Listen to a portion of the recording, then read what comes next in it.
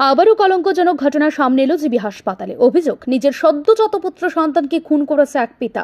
অভিযুক্তকে ইতিমধ্যে গ্রেপ্তার করেছে পুলিশ। ঘটনাকে ঘিরে হাসপাতাল চত্বরে ছড়িয়েছে চাঞ্চল্য।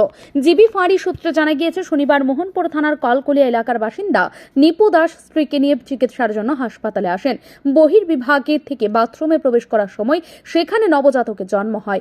অভিযোগ, জন্ম নেওয়ার পরই পুত্র সন্তানকে মেরে একটি ব্যাগের মধ্যে লুকিয়ে রাখে নিপু দাস। হাসপাতালে বেসরকারি নিরাপত্তা কর্মীরা তাদের সন্দেহজনক গতিবিধি দেখে নজরে রেখেছিলেন। পরে তাদের অভিযোগের ভিত্তিতেই অভিযুক্তকে গ্রেফতার করে পুলিশ। খবর ছিল একটা মহিলা নাকি একটা বাচ্চা ডেলিভারি করেছে, তার হাজব্যান্ড নাকি তার উপর অত্যাচার করেছে নাকি, সেই খবর পেয়ে আমরা এখানে এলাম। এখন তো এসে দেখি অন্যরকম। তার হাজব্যান্ড তো স্বীকার করছে না যে আমি ওকে মেরেছি। তার মিসেসের নাকি ছিল যে আমি বাচ্চাটা নষ্ট করে নেব, তাই নাকি কি ওষুধ খেয়েছে, আজকে ইউরিনে লেগেছে, ওইখানে নাকি ডেলিভারি হয়ে গেছে, এতটুকু আমরা জানছি। বাচ্চাটা বাথরুমের মধ্যে পাওয়া গেছে, একটা বক্সের মধ্যে। বক্স বলতে না, তার একটা বাজারি ব্যাগের মধ্যে পাওয়া গেছে, সে এটা বললো। কিন্তু বাচ্চা এখন আমরা দেখছি না লেবার রুমে নাকি আছে। প্রাথমিক জিজ্ঞাসাবাদে পাইছেন কেন? না, এখনো জিজ্ঞেস করতে পারিনি, তাকে আমরা নিয়ে যাবো, জিজ্ঞেস করবো। ওর নামটা কি জানলেন? নাম কি? নিপু দাস। হ্যাঁ, নিপু দাস। নিতু দাস। নিপু দাস। নিপু দাস। বাড়ি কোন জায়গায়? বাড়ি সে কলকলিয়া, মোহনপুর কলকলিয়া থানা, সিধে মোহনপুর। আচ্ছা, যে মহিলা এখানে ভর্তি, যে মহিলার অবস্থা কিরকম আছে? মহিলার সঙ্গে আমি এখনো কথা বলতে পারিনি, লেবার রুমের ভিতরে আছে। বাচ্চাটা কি জীবিত আছে? না, বাচ্চাটা মৃত। তারা বলছে যে বাচ্চা মৃত, ডাক্তার ম্যাডামও বলছে বাচ্চা মৃত। কর্তব্যরত এক চিকিৎসক জানান, লেবার ওয়ার্ডে এক মহিলাকে ভর্তি করা হয়েছিল রক্তক্ষরণের কারণে। তার একটি পুত্র সন্তান জন্ম হয়, কিন্তু শিশুটিকে একটি ব্যাগে ঢুকিয়ে বাথরুমে ফেলে রাখা হয়েছিল। বিষয়টি জানতেই সঙ্গে সঙ্গে পুলিশকে খবর দেওয়া হয়।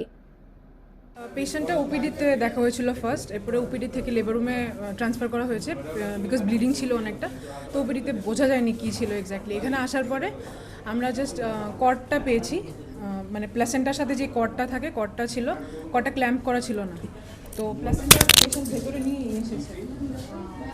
প্লাসেন্টাটা লেবার রুমে আসার পর আমরা প্লাসেন্টা বের করেছি। আর বাচ্চা কথা পেশেন্ট পুরো ডিনাই করছিল, এখনও ডিনাই করছে।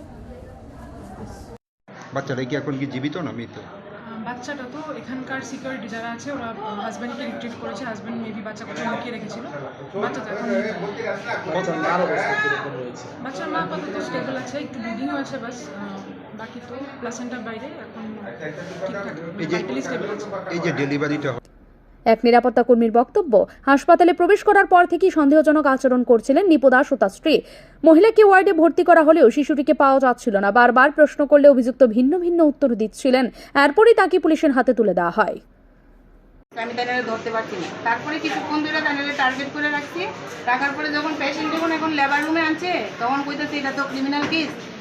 বেবিটারে জোর জবরদস্তি করে আনা হয়েছে, 3 কেজি ওয়েটের বেবি হয়েছে, কিন্তু বেবি কই আর বাড়ির লোক কই। তখন তাইনের হাজব্যান্ডে আমরা এইচএবির এখানে যখন ব্লাড দিতে গেছে খুঁজা তাইনারে ধরে আনলাম আর কি। আনার পরে তারপরে যখন উপরে গাইনি ওয়ার্ডে নিয়ে যাওয়া হয়েছে যে আপনার বেবিটা কই, কয় আমার কাছে কইতেছে বেবি বলে ঘুমাই রয়েছে, বাড়ির লোক অন্য কেউ আছে, এই মানে আজে বাজে কথা কইতেছে। তারপরে গিয়ে দেখলাম যে গাইনি ওয়ার্ডে যে পেশেন্টের যে মেডিসিন রাখে বক্স, এই বক্সের ভিতরে তাইনের বেবিরে বস্তার মধ্যে পুরাইয়া রাখা দিছে আর কি। ছেলে বাচ্চা হইছিল, তখন বেবিরা আমরা নিয়ে আইছি আর কি ওইখান থেকে। বাচ্চাটা কি জীবিত আসেনি? না না না, জীবিত নেই। উনার মিসেস কই আছে? উনার মিসেস তো লেবার রুমে আছে।